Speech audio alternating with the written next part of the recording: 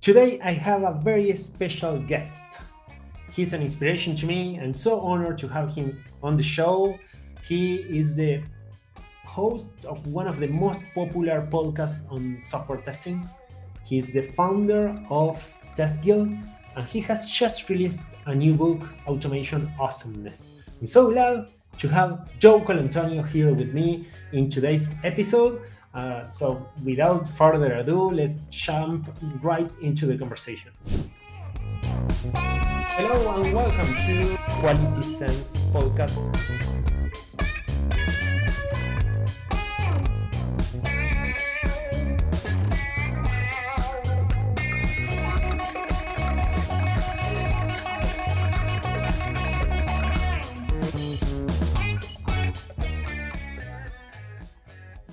Finally, I'm having Joe Colantonio here in the show. Welcome, Joe. I cannot express my gratitude for having you here today. Well, I appreciate it. Thank you so much for inviting me. No, it was awesome meeting you in person finally at QA of the Highway. So it's great to continue the conversation here.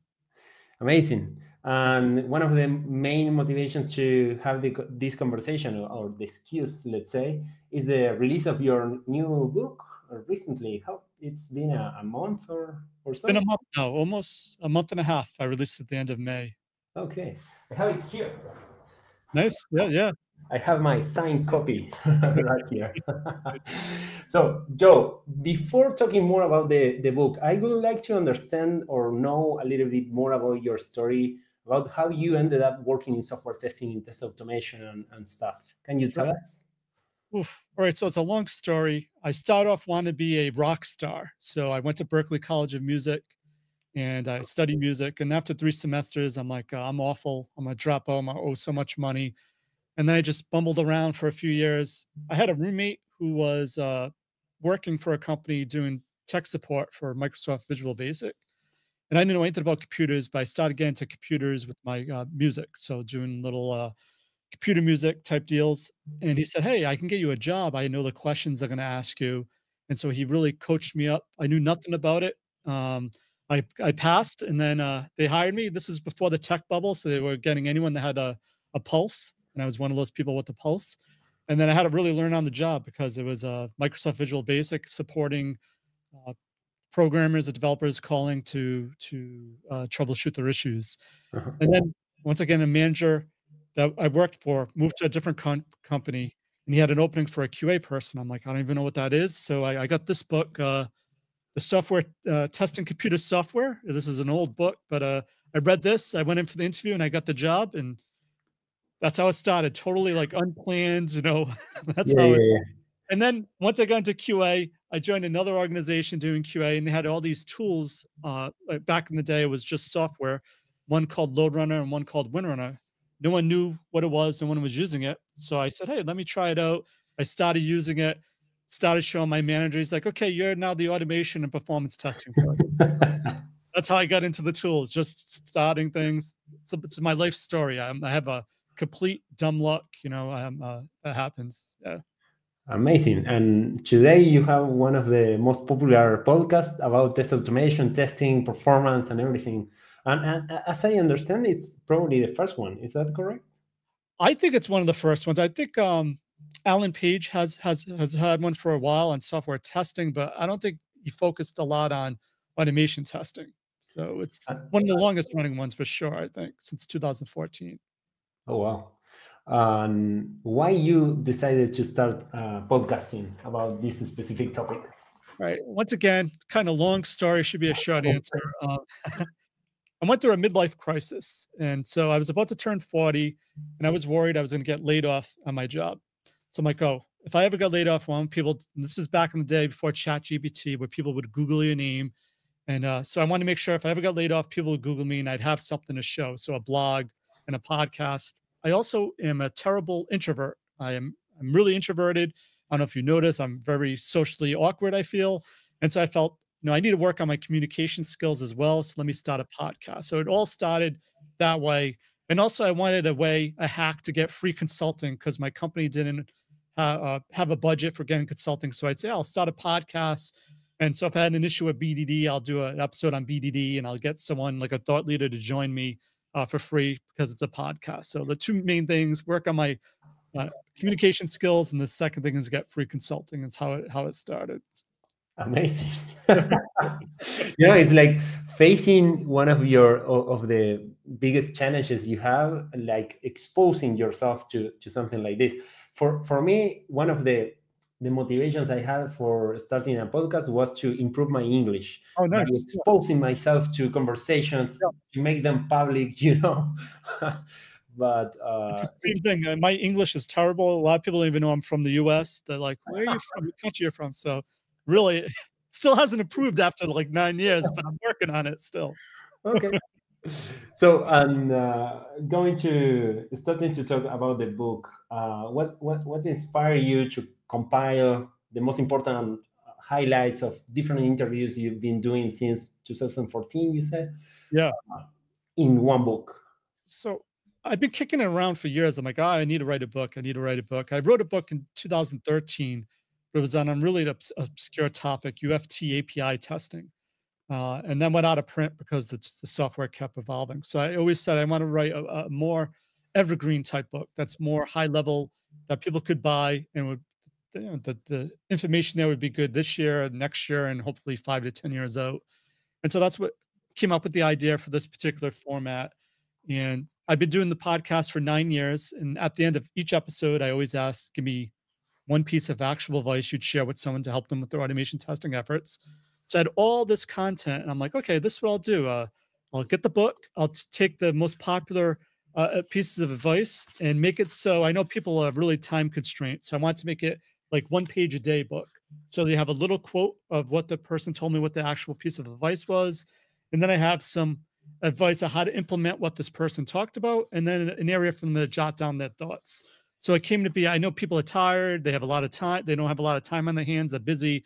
So I thought, hey, I create a book and it'll be all they need to do is before they start their business day, look at the quote, think about the quote and implement it. And hopefully at the end of the year, they reach what I call Automation Awesomeness, which is like Automation Nirvana. So that's where the idea came from. I had it for a few years kicking around. I finally thought, when you met me at QA of the Highway, it's the first time I ever did a keynote.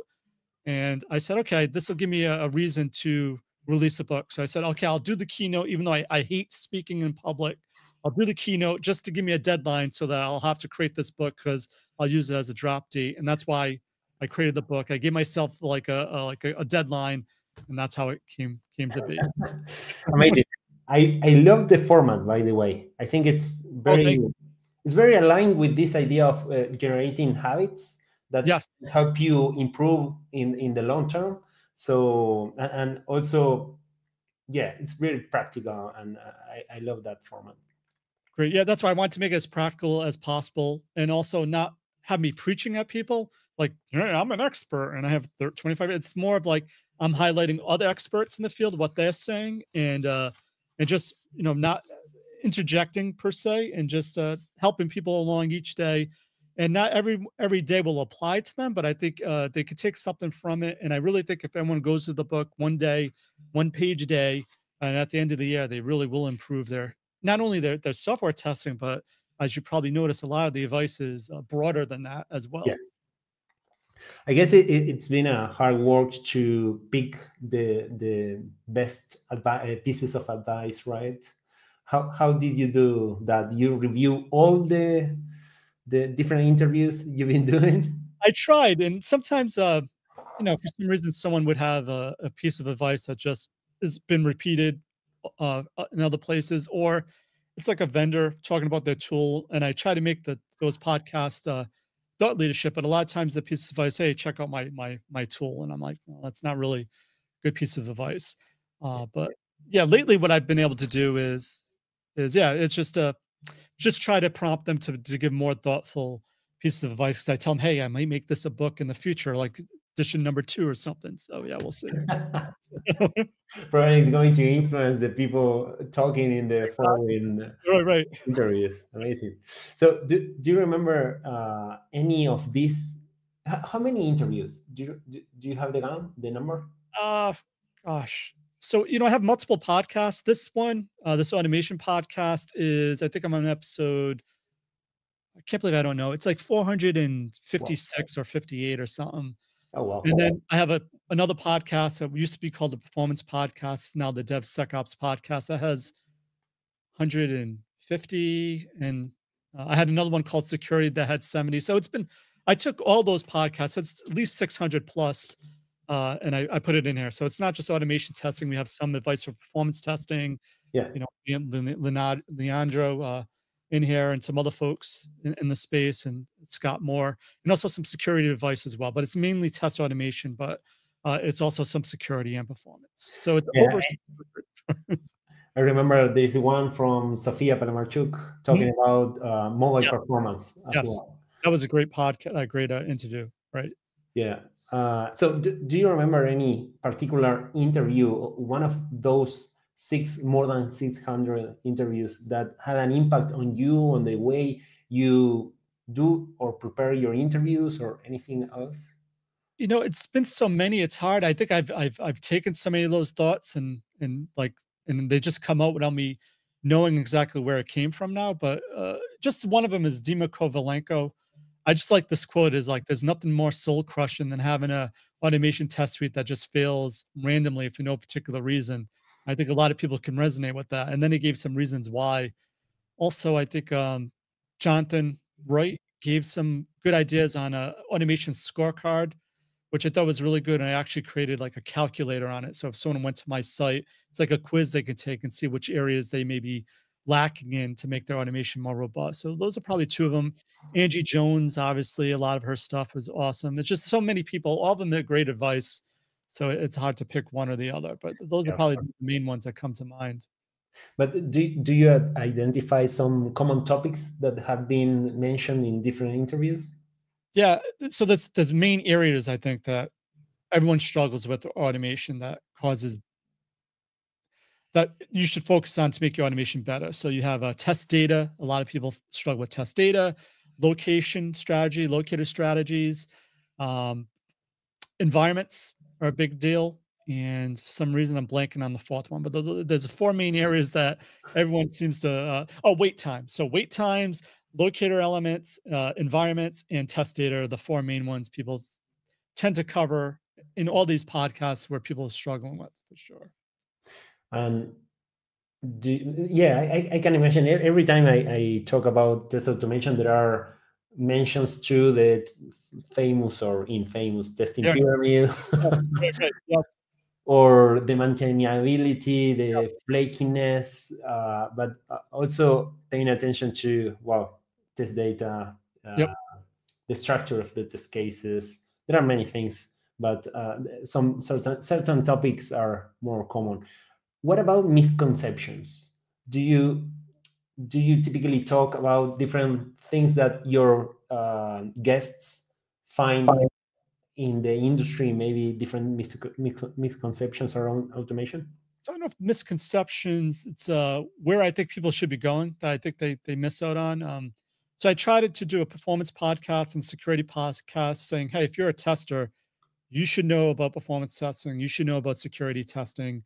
And that doesn't seem to resonate a lot with people. They still think it's siloed. So I think there's a misconception that, functional testing is separate from all these other automation activities you could be doing, performance testing, which I think is critical, or resilience testing and security testing. So I think that's a misconception that, you have to be one or the other. I don't think that's true. Um, that's the main one, actually. I think that's a common theme.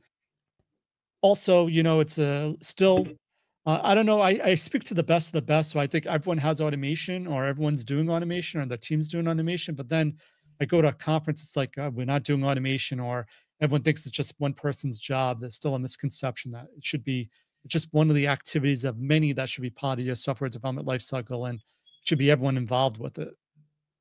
Yeah, and taking the most out of your efforts into test automation.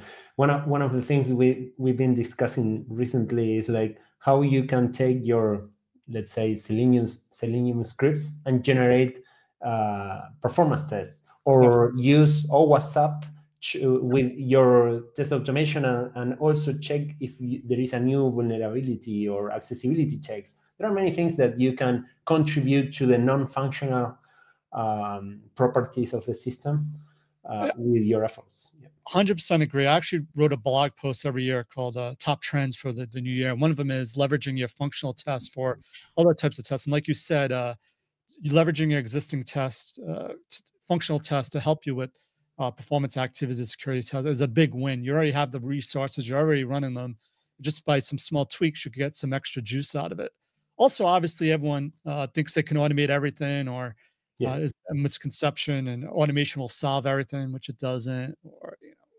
Or the tool, like this tool will save me, like this other tool is bad, so I'll use this other tool, which will be better, and it won't have the same issues, and it will, because it's more of a cultural thing, how your team approaches automation rather than it just being a tool issue or something. Interesting. I'd like to take a moment to thank the people at Abstracta for sponsoring and helping me to create this podcast. Abstracta is a company fully dedicated to software testing and software quality that can help you and help your company to push the quality of your products and processes to the next level. How do you think the book can help someone maybe just starting as a junior tester or test automator, or even how the book can also help a more experienced person in the field? Yeah, absolutely. So I think for beginners, there's a lot of great advice here. A lot of it is also centered around like career soft skills, and like I said, I speak to experts, and it's funny that one piece of actual advice usually tends to be work on your communication, work on teamwork, work on things like that. So anyone can benefit from that, even career advice. And then for someone that's an expert or a so-called expert, I find that even if someone has like 6 months of experience, they may be struggling with a problem that you may never have encountered in, say, like the 25 years of experience I have.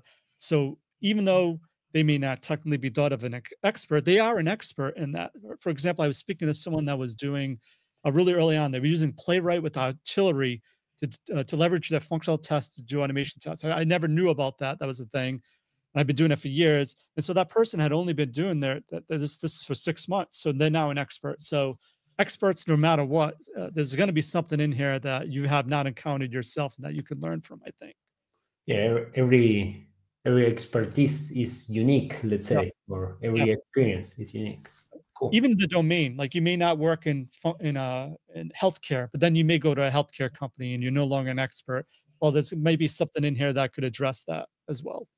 Yeah, we typically tend to think that people with similar problems can help us to learn more about how to approach our problems, our Yes. challenges. But in many cases, when we talk with people in a different field or doing something very different, can contribute us with or some sparkling idea, like a new idea. I love that. Yeah, I totally agree. You could say, oh, I didn't think about it that way. I could probably leverage that just with the modification to help me here. Yeah, like that's a good point. A lot of times people say, oh, you're just talking about Selenium. You're just talking about Playwright. That's not going to help me. Well, the same principles that are going to make you successful with one tool is going to carry over to another. So even if it's like, even though I drive a Jeep and you drive I don't know, a truck or a Tesla, doesn't mean you can't learn how to drive for me because I drive a Jeep and you drive a Tesla. Same thing with automation or tools or programming languages. Even though someone may use Python, don't tune out because a technique they may use or a best practice still would apply to another language, I think. So that's a great point you bring up. Yeah, absolutely. You remind me about your keynote in the conference you mentioned before, that you were sharing a lot of your farm and Yeah. and driving a tractor and having different animals. That was a very, very, very interesting talk, because you connected different things of your life there with the automation principles and advices that you share in the book. Yeah, exactly. Yeah, it's the same thing. I like you said, I did a keynote, and the keynote was on automation and how it relates to hobby farming. So different animal behaviors and how they kind of relate, analogy to automation. Using it as a good, fun way to try to get these principles out. Yeah, for sure. Is there anything particular that you learned by preparing the book in the whole process that maybe you wish you will have done it in a different way or something like that? certainly a different way. It's getting a lot of good reviews. I think I would have. Yeah, it just give me ideas for other things. So I have like webinars I've been doing and hosting, and I was thinking of doing like another book on that. Just coming up with different ideas, pretty much, and just reflecting back how a lot of this advice is, like you said, it's timeless. So it's not necessarily uh, so if someone's looking for hardcore programming skills or hardcore Selenium development, it's not going to be in the book. The book's more high level, more evergreen. So I think if someone's looking for that, then not to do it. So I just reflecting, it's just funny how it turned out to be more softer type skills that people were focusing on that you can use throughout your career, not just in this given time frame. Yeah, and there are many things that are more focused on the strategy and the way you approach the different problems than particularly how to do it in a particular tool or something like that. Exactly. Yes, for sure. Yeah. That's what I learned from my other book. So my other book in 2013 was using wasn't even called UFT. It was like UFT API or service test. And then after like 6 months, they kept updating the software. It became obsolete. I spent years on this book, and then I'm like, you know what? This time I'm going to do. I learned from it. Rather than focus on super uber technical things that go out of date, just make it a little more evergreen. Amazing. So my final question for you, and you already mentioned something related to that, is if you have any follow-up projects, more generating more resources, a new book or something like that. So, every year I do an online annual event called Automation Guild. So a lot of times I meet the speakers from my podcast and I invite them to speak at Automation Guild. So that happens every February. So this will be happening the second week of February. So that's new. The other idea I was kicking around is based on my keynote. I probably won't do this. I don't know. It'd be a very small audience. I was thinking of making that keynote kind of into a book and a little fun, call it like the Automation Almanac. And I don't know if you ever seen an old farmer's almanac, but it's like when to plant seeds and like, I don't know. I was just riffing on it. I don't know if I would do it, but it'd be kind of like a memoir automation type deal. That would probably have a very limited audience if I did do that. I grew up in the countryside, so I love that idea. Right. Cool. Right. Maybe we can co-author it together, and great. Amazing, Joe. Thank you so much. I had a great time talking to you, and I really recommend reading the book. Again, Automation Awesomeness. You can find it in Amazon. If you are, do you deliver it the hard copies to Latin America as well? It's whatever Amazon. I don't think. Yeah, you can get it through Amazon. You're right. But what it is right now, I have a 90-day exclusive with Amazon. But once that's done, I'll have it available on my website for folks that can't get it shipped to them or just want to download a PDF. So like in 90 days or so, that'll be available directly from my website as well. Perfect. Thank you, Joe. Oh, thank you so much. Thank you for inviting me. Always a pleasure speaking with you. See you in the next episode of Quality Transfer.